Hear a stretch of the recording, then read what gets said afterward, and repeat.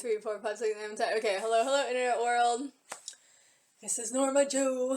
Okay, let's continue with whatever was going on.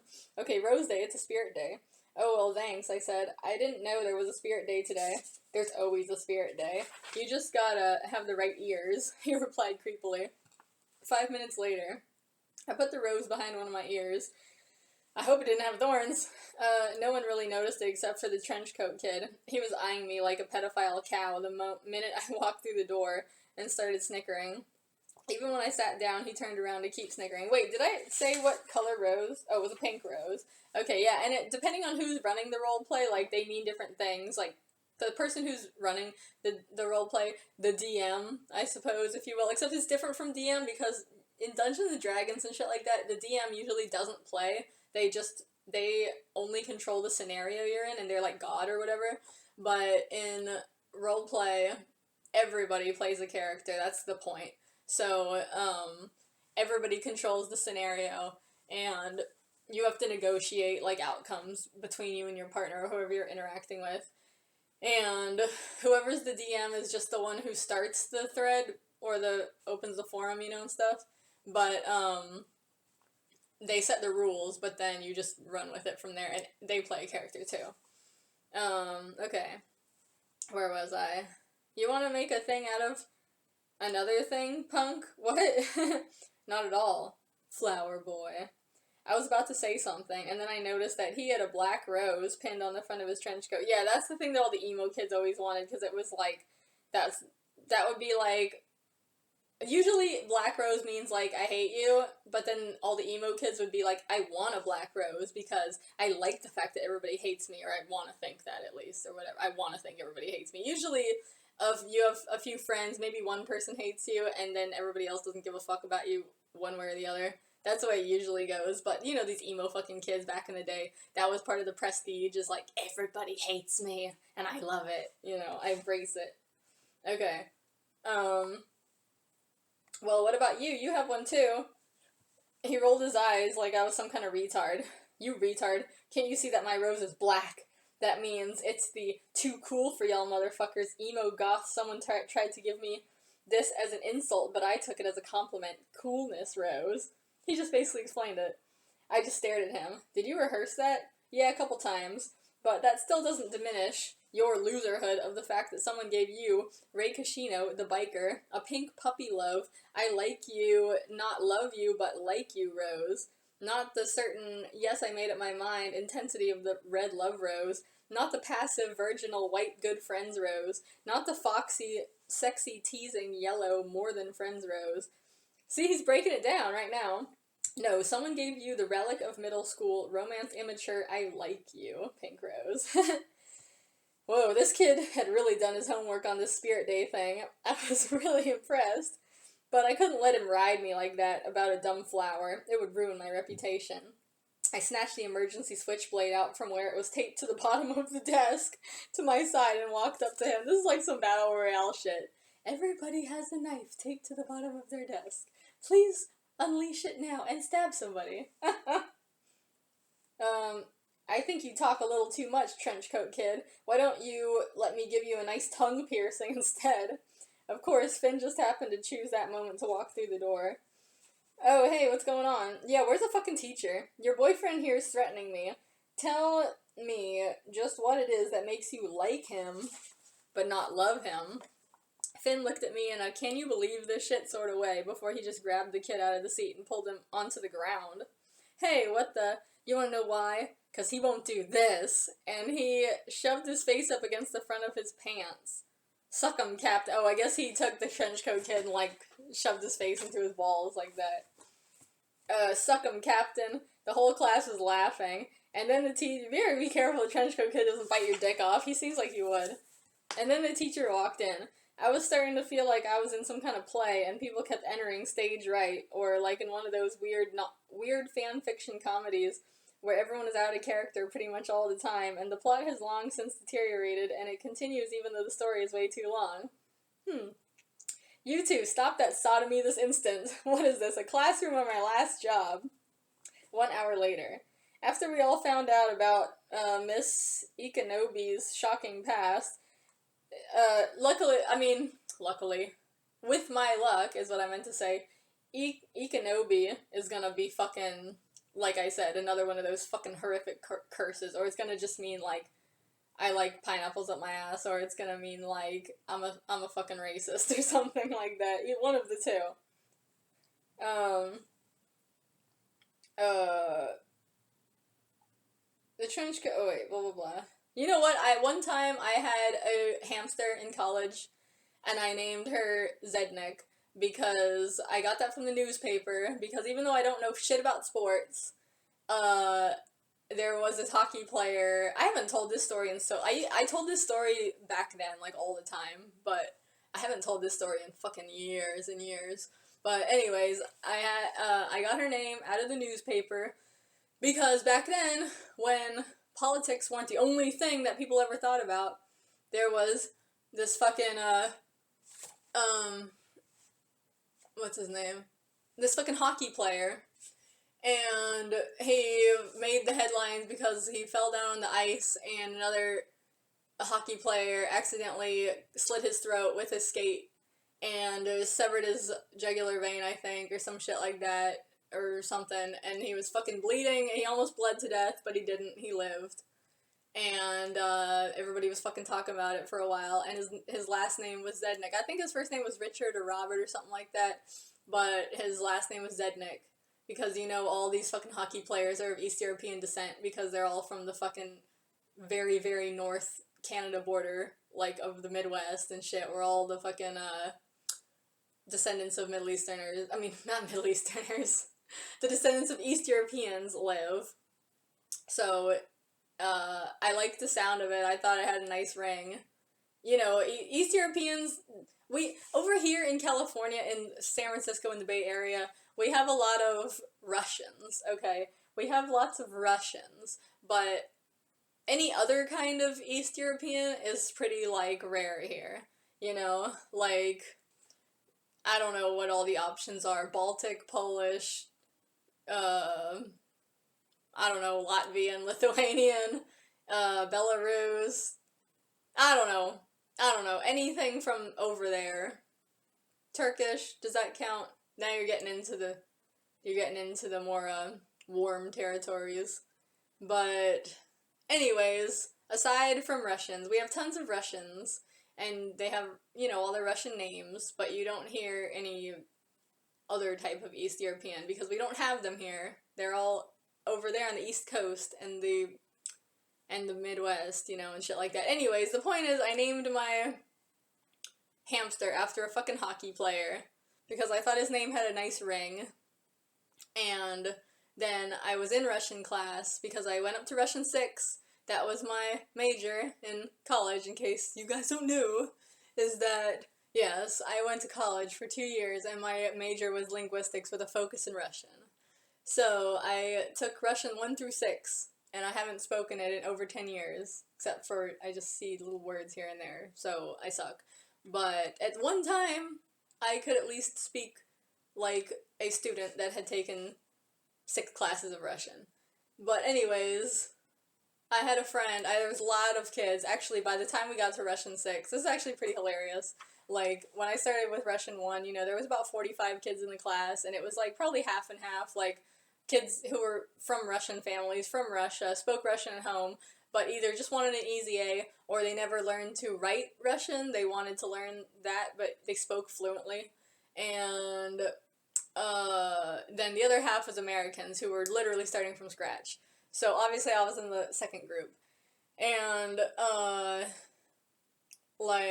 but by the time we got to Russian 6, it was literally, like, it was a smaller class by then, you know, it diminished, it was down to, like, 15 kids or something, and me and one other American were left. Like, American of not Russian descent, you know? It was literally me and him, this guy Misha, and me, and we were the last remaining ones. But anyways, I had friends, you know, who were Russian, and this one dude I used to hang out with, he was from Russia, and I told him my hamster was named Zednik, and he, like, kind of laughed, and he was like, I was like, what, does it sound like a curse word in Russian or something? And he was like, kinda. I was like, what? He's like, kinda sounds like ass.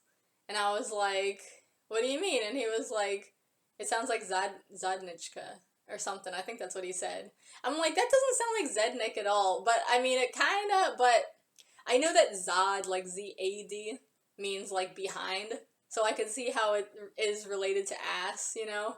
And then, you know, Nichka's kind of just like, it's, I don't know how to describe it. It's just like, it means like something about that. So like something about the behind, like, I'm, you know, I'm not obviously not a native or fluent or anything like that speaker of Russian, so I can't speak with any authority.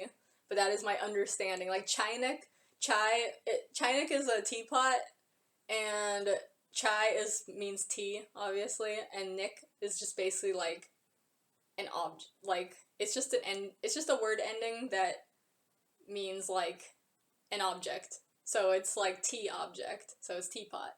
That's my understanding of it, at least. So Zadnik, it would be like, yeah, Zad means behind. Nick is like I just said, it's like the part, like the object, the relation. So it's like something relating to the behind. So I could see how that could be ass. And then the Nichka part, I mean, okay, it's Zadnichka. Well, it transforms to Nichka because it's like becoming diminutivized, like it's becoming cutesy-vized or whatever. You know what I'm talking about? Like how in Spanish it's ito and all that shit. And in English it's like you add a Y or something or an IE to make it E. Like in Russian, like, okay, like the adult version is like, would be like Zadnik. And then the cutesy cute version is like Zadnichka. That's my understanding, at least. I might be completely talking out my ass when I say all this shit, but that's my understanding, so... Anyways, whatever. How did I get on this fucking train again? I don't even know where I am. Yeah. I might be completely wrong. Who knows, man. That's just my understanding of the situation. Okay. After we found out about, Ms. Ikanobi's shocking past, the trenchcoat kid and me didn't really say much to each other, but I had a great idea for revenge, so I couldn't let it lie. This, idea was too good to waste. It was passing period. I pulled Finn up to the wall. Hey, come to the gym with me. Why? I have a funny prank idea. So while all the good little sheeples were going off to second period, we went to the supply corner of the gym. There was a little crate filled with paintballs. Paintball in school? Okay, fine. I'm sure the janitor won't be happy about that.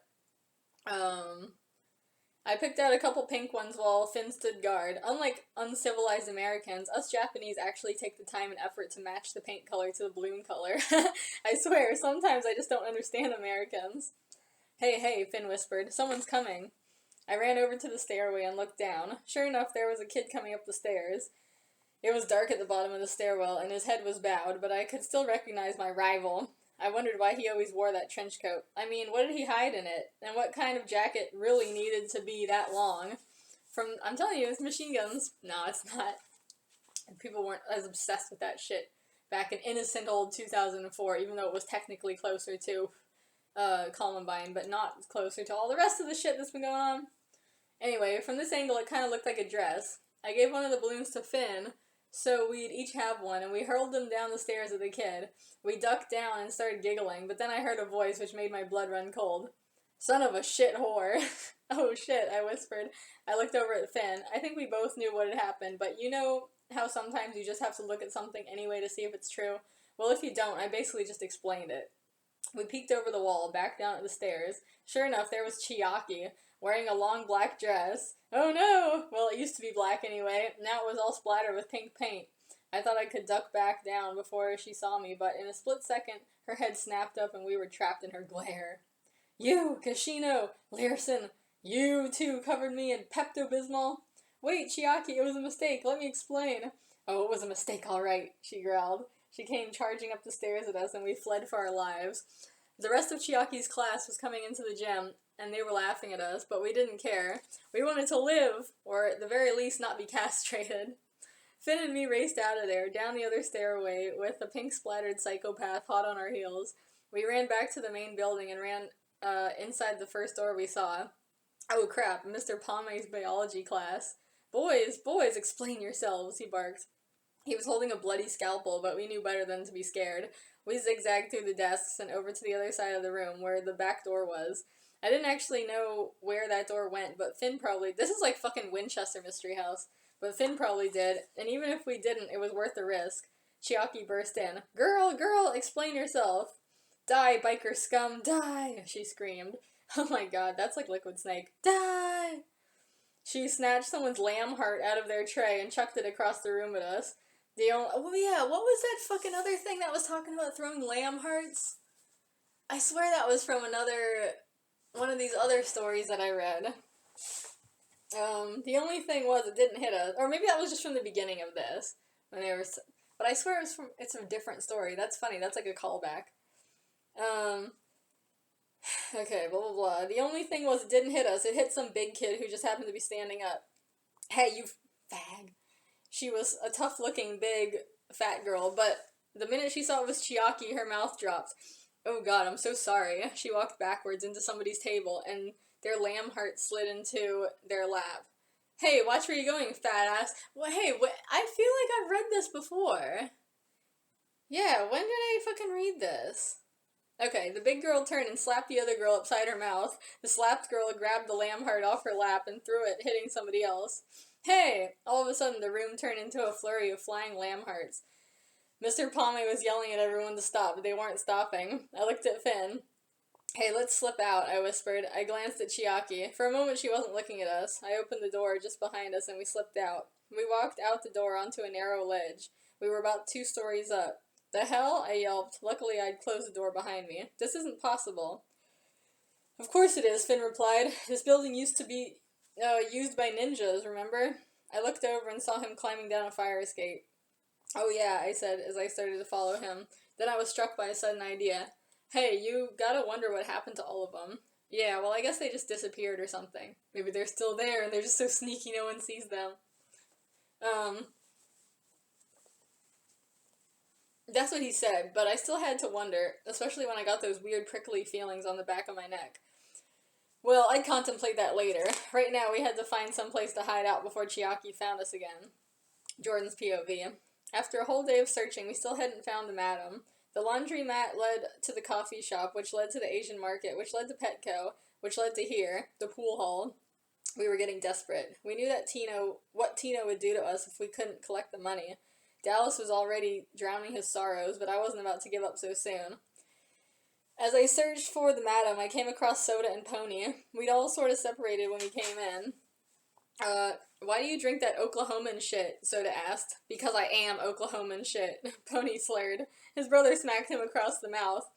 Ow, hey, that's child abuse. How do you ever get the state to give you custody of me?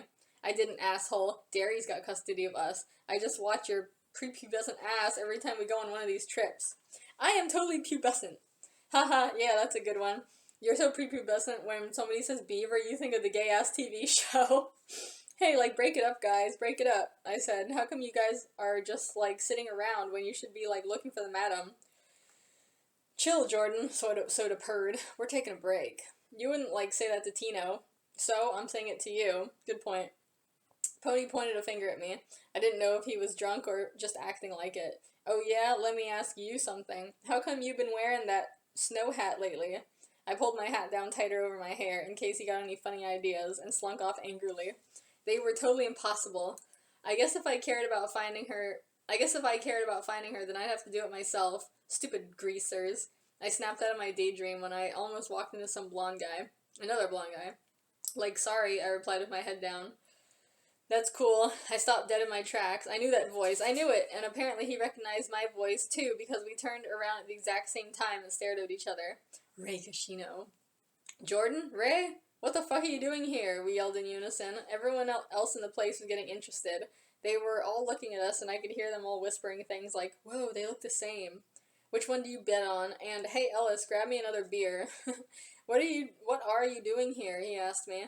I've got, like, business. During school hours? Psh, like, of course. I figured it was my turn to ask questions. What, like, about you? Just hiding out, he said, casually. I realized he had a pool stick in one hand, which made sense considering where we were. There was a lamb heart war at our school. Our school? He nodded back over his shoulder at someone else. Oh, 20 minutes.